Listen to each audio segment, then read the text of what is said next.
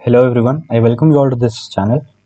यहाँ पे अगर हम वीडियो नंबर ये अपना 4 है, ठीक है, जिसमें हम सीखेंगे क्या रिस्क मैनेजमेंट क्या होता है। इससे पहले हमने टोटल 3 वीडियोस कंप्लीट कर चुके हैं, जिसमें मार्केट से रिलेटेड जो बेसिक्स होते हैं वो हमने सीख चुके हैं। ठीक है, अब हमारी बारी है सीखने की। जो अंतिम वीडियो है, चौथा वीडियो रिस्क मैनेजमेंट से रिलेटेड। ऑलमोस्ट इसमें अपने 95% जो बेसिक्स होते हैं वो कंप्लीट हो गए हैं। लेकिन अगर हमने इस वीडियो को नहीं सीखा, ठीक है, तो अपना ये 95% सीखना बेकार है। ठीक है, क्योंकि इसके बाद आपके पास प्रोबेबिलिटी बहुत बढ़ जाती है कि आप एक बहुत अच्छे सक्सेसफुल ट्रेडर बन सकते हैं मार्केट में। तो अब सीख लेते हैं रिस्क मैनेजमेंट। ठीक है, तो रिस्क मैनेजमेंट सबसे इंपॉर्टेंट चीज़ क्या होती है कि रिस्क मैनेजमेंट है क्या, उसको पहले सीखते हैं। तो रिस्क मैनेजमेंट क्या है, जैसे कि आपको समझ आ रहा होगा, अपने मैनेज करना है अपने रिस्क को। ठीक है, इसमें दो चीज़ का कॉम्बिनेशन होता है, रिवॉर्ड टू रिस्क रेशियो, मतलब रिस्क टू रिवॉर्ड रेशियो। ठीक है, और दूसरा चीज़ होता है position sizing. Risk to reward ratio क्या होता है उसको समझते हैं। जैसे कि इसका मतलब सिंपल सा है कि अगर मैं 1 रुपये गंवाने के लिए तैयार हूँ तो मेरे को उसके बदले में मिल कितना रहा बदले में। ठीक है, इसका मतलब है हमको देखना है कि बदले में क्या मेरे पास अपॉर्चुनिटी है, मार्केट ऊपर जा रहा है तो क्या उतना ऊपर जा सकते हैं जितना मेरे पास मेरे लिए फेवरेबल होगा। जैसे कि 1 रुपये अगर हम गंवा रहे हैं तो एटलीस्ट मेरे को 2 रुपये चाहिए, ये अपना मिनिमम रिस्क रिवॉर्ड रेशियो चाहिए होता है। ठीक है, 1:2, या फिर हम रख सकते हैं 1:3 या 1:4।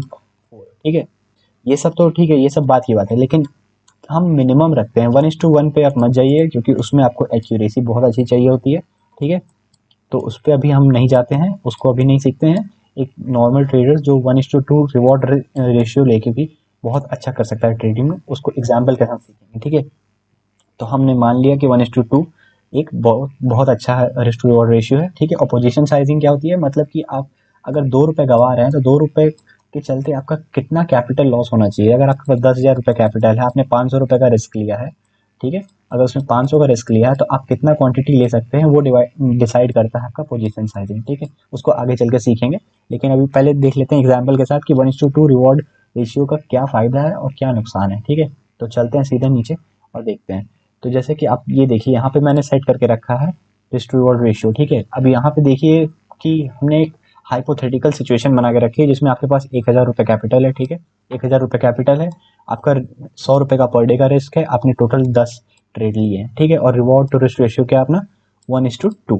ठीक है, तो 1:2 है, तो उस बेसिस पे अगर देखा जाए कि अगर आपने 10 ट्रेड लिए हैं और आप उन 10 ट्रेड में प्रोबेबिलिटी क्या हो सकती है, अगर आप चलिए आप बहुत अच्छे ट्रेडर हैं, बहुत मान लिए हम, तो उसमें आप अगर 6 जीते, ठीक है, 6 बार आपका टारगेट हिट हुआ और 4 बार आपका लॉस हुआ, तो क्या हो सकता है। हमने यहाँ पे 1:2 रखा है। ठीक है, और लॉस कितना डिसाइड किया हुआ है 100 रुपये, तो 100 के हिसाब से 4 मतलब 400 का अपना मैक्सिमम लॉस होगा। ठीक है, और प्रॉफिट कितना आएगा 1:2 है, तो ऑब्वियसली अगर 100 रुपये गंवा रहे हैं तो उसके बदले हमको दुगना चाहिए ही चाहिए, 200 रुपये। ठीक है, अगर 200 रुपये हर ट्रेड में हम कमा रहे हैं तो कितना आ रहा है अपने पास 1200 का। ठीक है, चलिए अगर हम 5 लॉस कर जाएं, तो अगर 5 लॉस कर जाएं और 5 हम प्रॉफिटेबल हूँ, 5 बार अपना टारगेट हिट हुआ है 1:2 वाला। ठीक है, और 5 बार अपना एसएल हिट हुआ है 1:2 वाला। ठीक है, तब क्या होगा।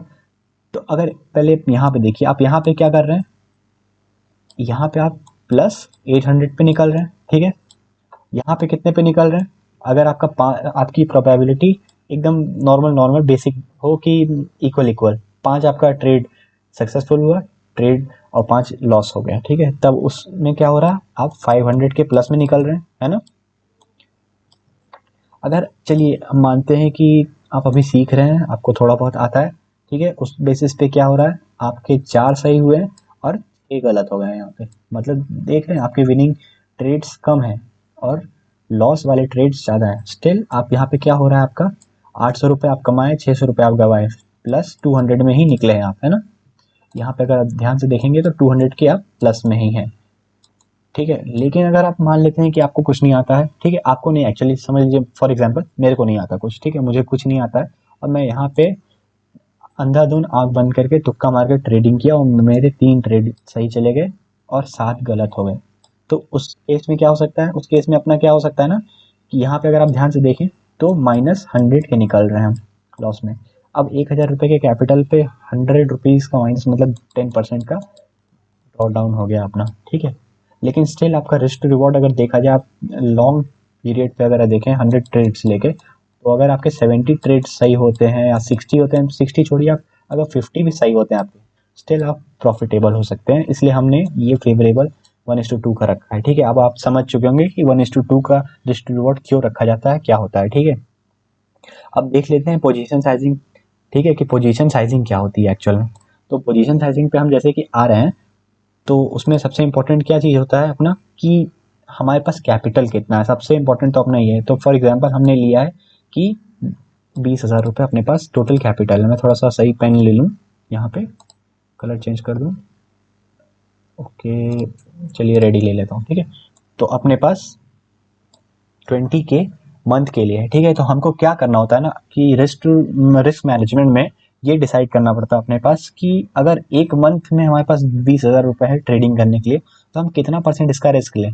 ठीक है, एक समझदार ट्रेडर 5% लेगा, 3% लेगा, 2% लेगा। चलिए फॉर एग्जाम्पल हम 10% लेते हैं। ठीक है, तो 10% में क्या आता है, अपने पास 2,000 रुपये हम पूरे मंथ का रिस्क रखते हैं। ठीक है, तो उस हिसाब से अगर देखा जाए तो पूरे मंथ का 2,000 है, तो वीक का कितना हो जाएगा, एक महीने में 4 वीक होते हैं कम से कम। ठीक है, तो डिवाइड कर दीजिए 4 से। ठीक है, 2000 को तो आ जाएगा आपका 500, 500 रुपये पर वीक आप ले रहे हैं, और आपने सोचा है कि हर दिन आपको ट्रेड करना है, 5 के 5 दिन ट्रेड करने हैं। ठीक है, तो 500 रुपये में आप कितना रख सकते हैं। ठीक है, तो 500 पर आप डिवाइड करेंगे 5 से, तो आएगा आपका 100 रुपये। ठीक है, मतलब आप 100 रुपये का रिस्क भी ले लीजिए। ठीक है, पर डे का आपका रिस्क 100 रुपये का होना चाहिए। ठीक है, इस तरह से आपका रिस्क मैनेजमेंट डिसाइड होना चाहिए। फिर उसके बाद आप नीचे आएंगे, अगर आप ध्यान से देखें तो रिस्क पर ट्रेड है। हम मान के चलते हैं कि हम दिन में सिर्फ 2 ट्रेड लेंगे। ठीक है, या तो प्रॉफिट होगा उसमें या तो लॉस होगा, जो भी देखा जाएगा, लेकिन 2 से ज़्यादा नहीं लेंगे। आई नो कि एक बिगिनर रहता है वो बहुत सारे ट्रेड ले लेता है, 10 ले लेता है, 50 ट्रेड ले लेता है दिन का। ठीक है, ये सब के साथ होता है, मेरे साथ खुद हुआ था। लेकिन इसका ये मतलब नहीं है कि ये समझदारी है। ठीक है, समझदारी उसमें है कि आप अगर सिर्फ 2 ट्रेड कर रहे हैं या एक ही ट्रेड कर रहे हैं, लेकिन आप उसमें प्रॉफिटेबल हो रहे हैं, तो आप निकल जाइए। अगर आप लॉस हो रहा है तो भी आप निकलिए। ठीक है, क्योंकि आपको पता है कि मार्केट एक दिन ही रोज रहेगा। ठीक है, तो चलिए हम मानते हैं कि 50 रुपये का अपना ट्रेड है। ठीक है, पर डे हम 50 रुपये का रिस्क ले रहे हैं पर ट्रेड। ठीक है, और दिन में 100 रुपये से ज़्यादा हम लॉस अफोर्ड नहीं कर सकते। ठीक है, तो 2 अपना वो हो गया। ठीक है, अब हम देख लेते हैं कि इसमें प्रोबेबिलिटी क्या हो सकती है। प्रोबेबिलिटी अगर आप ध्यान से देखें तो 3 ही हो सकता है, या तो दोनों प्रॉफिटेबल होंगे, ठीक है, या एक प्रॉफिटेबल होगा, या एक भी प्रॉफिटेबल नहीं होगा एक दिन, है ना। या फिर इसमें ये भी प्रोबेबिलिटी है कि एक प्रॉफिट एक दिन लॉस, या दोनों दिन कंटिन्यू लॉस। तो उसमें क्या हो सकता है, अगर आप ध्यान से देखें, अगर हम रोज 50 रुपये गंवाने के लिए रेडी हैं, उसके बदले में हमको 100 रुपये मिलेगा 1:2 रिस्क टू रिवॉर्ड रेशियो के हिसाब से। ठीक है, तो अगर आपका दोनों दिन प्रॉफिटेबल गया तो आपके पास कितना आया, 200 रुपये। ठीक है, अगर आपका एक दिन प्रॉफिटेबल गया, एक प्रॉफिट हुआ ट्रेड में, ठीक है, और एक में माइनस हो गया, ठीक है, उस दिन क्या हो रहा है, स्टिल आप उस दिन पॉजिटिव निकल रहे हैं 50 रुपये। ठीक है, और अगर आप दोनों ट्रेड में लॉस कर रहे हैं, ठीक है, तो क्या हो सकता है, टोटल लॉस 100 रुपीज़ का ही होगा। 20,000 कैपिटल पे 100 रुपीज़ का सिर्फ लॉस। ठीक है, इससे बेस्ट क्या होगा रिस्क मैनेजमेंट आपके लिए, आप बताइएगा। ठीक है, आप सोचिएगा, इस बेसिस पे अगर आप रोज करने लगे, रोज, ठीक है, कभी 200 रुपये आ रहा है, कभी 50 रुपये प्लस हो रहा है, कभी हो सकता है टोटल 100 रुपये ही पूरा 100 रुपये आ जाए, ब्रेक इवन पे आ जाए मार्केट। ठीक है, कहीं ना जाए, कभी हो सकता है एक दिन लॉस हो जाए 100 रुपये का। ठीक है, इस हिसाब से अगर आप 30 डेज का अगर आप डिसाइड कर लेते हैं ना, एक बार फॉलो करके देखिए, उसके बाद पता चलेगा आपको कि रिस्क मैनेजमेंट का मैजिक क्या है। ठीक है, और जैसे कि आपको ये चीज़ पता चल गया है, तो अब एक चीज़ और एग्जांपल आते हैं। हम लोग सोचते हैं कि ये चीज़, कि लोग बोलते होंगे ना कि जो रिस्क मैनेजमेंट करते हैं, क्यों करते हैं, पूरा कैपिटल क्यों नहीं यूज़ कर लेते हैं हम। तो फॉर एग्जांपल आपको हम समझाने के लिए छोटी सी बात बताते हैं कि सपोज करिए आपके पास 10,000 रुपये कैपिटल है, ठीक है, और आप उसका 10% रिस्क लेते हैं, मतलब 1,000 रुपये, और सही में आपका पूरा मंथ आपका बेकार चला गया। फॉर एग्जाम्पल पूरा मंथ बेकार चला गया, तो आपको कितना लॉस होगा टोटल 10,000 रुपये में, टोटल आपके पास 1,000 का लॉस आएगा सिर्फ। ठीक है, माइनस, स्टिल आपके पास कितना, 9,000 रुपये रहेंगे। ठीक है, 9,000 रुपये बचे रहेंगे। तो इन 9,000 से अगर आपको वापस से रीगेन करना है 10,000, मतलब 10,000 सॉरी, तो कितना बचेगा आपके पास, कितना परसेंटेज आपको कमाना पड़ेगा एक हफ्ते में, एक महीने में सॉरी, तो 11.1% के हिसाब से आपको कमाना पड़ेगा, तब आप कहीं ब्रेक इवन के आसपास जाएंगे। ठीक है, तो उस हिसाब से देखा जाए कि अगर कोई 50% रिस्क ले लेता है, सोचता है कि मेरे पास 10,000 है, मैं 5,000 का रिस्क लेता हूँ, मेरे को पता है कि मार्केट आज ऊपर जाएगा, ठीक है, और वो जाता है, देखता है, फिर मार्केट कंटिन्यू नीचे आ जाता है, उसको 5,000 का पूरा लॉस हो जाता है, जीरो हो जाता है ये, ठीक है। तब क्या होता है, 50% रिस्क ले लिया वो अपना, ठीक है, उसका 5,000 का लॉस हो गया। अब उसके पास कैपिटल कितना बचा, सिर्फ 5,000 बचा, आई थिंक, है ना।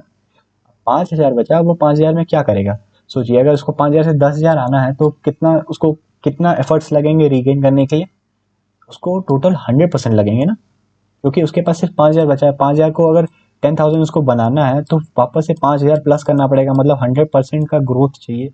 और आपको लगता है कि 100% का ग्रोथ इतना जल्दी मिल सकता है मार्केट में? मेरे ख्याल से एवरेज 11 से 12% समथिंग मिलता है, ठीक है, पर ईयर का, ठीक है। आई होप आपको इतना कुछ समझ आया होगा। अब आगे कुछ एग्जाम्पल्स देख लेते हैं चल के, जिसमें हम ये समझेंगे कि किस तरह से स्टॉप लॉस को देखना चाहिए, कितना होता है पोजीशन साइजिंग के हिसाब से। जैसे कि मैं इसमें शायद आपको दिखाना भूल गया, एक सेकेंड। हाँ, कैसे कैलकुलेट करते हैं पोजीशन साइजिंग, ठीक है। पोजीशन साइजिंग किस तरह से कैलकुलेट करते हैं, इसको मैं थोड़ा सा हटा दूं। अगर आप ध्यान से देखें तो यहाँ पे क्या हो रहा है, पोजीशन साइजिंग कैलकुलेट कैसे होती है, रिस्क पर ट्रेड, मतलब रिस्क पर ट्रेड जो भी होगा आपके पास, ठीक है, divided by SL in points. मतलब अगर आपने सोचा है 50 रुपए का रिस्क लेना है तो सिर्फ 50 रुपए का, ठीक है, और आपको दिख रहा है वहां पे SL सिर्फ 2 रुपए का है, ठीक है, स्टॉप लॉस आपको 2 रुपए का दिख रहा है, तो आप यहाँ पे 2 रुपए डालेंगे, ठीक है। तो जो आएगा आपका, जैसे कि 25 आया, तो आपका पोजीशन साइजिंग होता है। फॉर एग्जाम्पल अगर 50 रुपए का आपका रोज का ट्रेड है, ठीक है, पर ट्रेड 50 रुपए है, 5 रुपए का रिस्क है, तो आप सिर्फ 10 क्वांटिटी ले सकते हैं। ये QTY निकलता है कि कितना ट्रेड आप कर सकते हैं। अगर आपका 10 रुपए का है तो 5, और अगर आपका फॉर एग्जाम्पल 50/12, अगर 12 रुपए का स्टॉप लॉस दिख रहा है आपको कोई स्टॉक में, ठीक है, तो वहाँ पे क्या दिख रहा है, 4.16। तो इसमें हम सजेस्ट करेंगे आपको कि 4 ट्रेड पे ही जाइएगा, इसको राउंड ऑफ करके 5 पे मत जाइएगा, वो ज़्यादा बेटर रहेगा, ठीक है। अब चलते हैं सीधे एग्जाम्पल देख लेते हैं थोड़ा। तो जैसे कि आप यहाँ पे देखिए, यहाँ पे क्या हो रहा है, मार्केट ने यहाँ पे इस पॉइंट पे ब्रेकआउट दिया है, ठीक है, ये ब्रेकआउट लेवल था, मार्केट यहाँ पे ब्रेक किया, तो यहाँ पे 832 पे अगर आप एंट्री बन रही है किसी की, तो स्टॉप लॉस क्या होगा उसका, 828, ठीक है। कितने का, 4 रुपए का रिस्क है, ठीक है, 4 रुपए के रिस्क के हिसाब से 12 पॉइंट कुछ आने वाला है। अगर आप 50 रुपए का रिस्क ले रहे हैं टोटल पर डे का, ठीक है, तो उस हिसाब से देखा जाए तो आप 12 क्वांटिटी इसमें ले सकते हैं, और 1:2, मतलब यहाँ पे 4 रुपए का रिस्क है, तो आपको कम से कम 8 रुपए का टारगेट चाहिए। और देखिए मेरे हिसाब से ये 8 रुपए के आसपास कहीं ऊपर गया भी था, ठीक है। अब और देख लेते हैं फॉर एग्जांपल कोई और, जैसे कि यहाँ पे देखिए, ये बहुत अच्छा एक एग्जांपल है, ठीक है। जैसे कि आपको दिखा यहाँ पे कि इस पॉइंट पे मार्केट ने ब्रेकआउट किया, ठीक है। अब आपको दिख रहा है यहाँ पे ब्रेकआउट है, ठीक है, आपका 14 रुपए पे आप एंट्री लिए हैं, ठीक है, 8 रुपए पे आपका रिस्क है, मतलब 6 रुपए का रिस्क है, ठीक है। अगर यहाँ पे आप प्रॉफिट करने के चक्कर में एंट्री तो ले लिए, ओवर साइज हो गए, ओवर पोजीशन साइज, तो आपको लॉस होने के चांसेस हैं, क्योंकि मार्केट में स्टॉप लॉस भी हिट होते हैं, ठीक है। आप 100% टाइम नहीं सही हो सकते हैं, मैक्सिमम कोई हो सकता है तो 70% टाइम हो सकता है, ठीक है, वो भी बहुत सारे मेहनत के बाद, ठीक है। और एक आगे एग्जांपल देख लेते हैं, फिर इसके बाद वीडियो को एंड करेंगे। आई होप वीडियो भी बड़ी बन गई होगी, लेकिन काफ़ी इंपॉर्टेंट वीडियो थी। जैसे कि फॉर एग्जांपल मान लेते हैं कि आपको ये ब्रेकआउट दिखा, ठीक है, आपने यहाँ पे एंट्री लिया 72 के आसपास, ठीक है, और आपका स्टॉप लॉस हुआ 68 के आसपास, मतलब 4 रुपए का लॉस हुआ, ठीक है। तो आपको 8 रुपए का टारगेट कम से कम प्रोजेक्ट करना है ऊपर, ठीक है। और आपका अगर टारगेट है तो हिट होता है तो अच्छी बात है, नहीं तो स्टॉप लॉस आपको हमेशा उस हिसाब से रखना है। और क्वांटिटी क्या रखना है, अगर 4 रुपए का रिस्क है तो आपका 50 रुपए का अगर ट्रेड है, ठीक है, तो उसको डिवाइड करेंगे 4 से, जो क्वांटिटी आएगा वो आपको सेट करना है। आई होप आपको काफ़ी नॉलेज मिला होगा इस वीडियो से। मिलते हैं नेक्स्ट वीडियो में, तब तक के लिए थैंक यू।